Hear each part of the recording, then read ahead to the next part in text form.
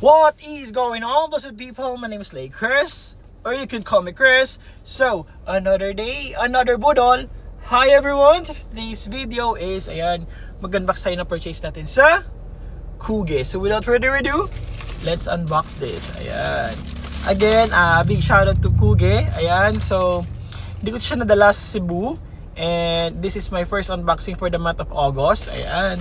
So, I'm so excited.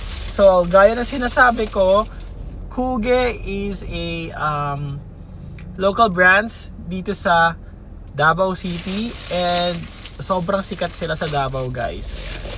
So, thank you so much po for this item. Gusto ko lang mag-thank you kasi direct order din kasi ako gumagawa. And although well known na sila sa Davao, may mga binibenta din dito sa Jensan, pero wala akong size na available. So, ayan, nag-order ako. Again, sa kanila, sa shop nila mismo. So, inside this box is, yan. Ito yung tinatawag na Kuge Athletic Cap or Timeless Cap. So, yung colorway is white. Ayan. So, ito yung first unboxing na gagawin ko, part 1. Ayan. So, ganito siya.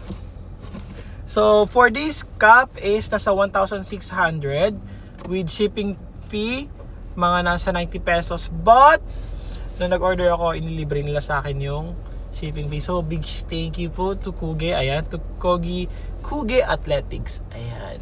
So, the tela, guys, is super nice. Yung sulat and everything.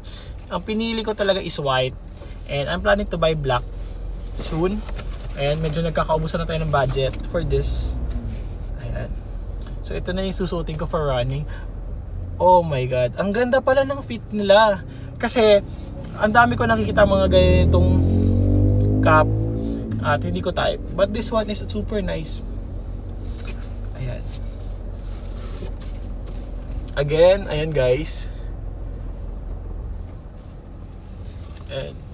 So yun lang, gaya ng sinasabi ko, huwag magtipid, magsipag, enjoy shopping everyone.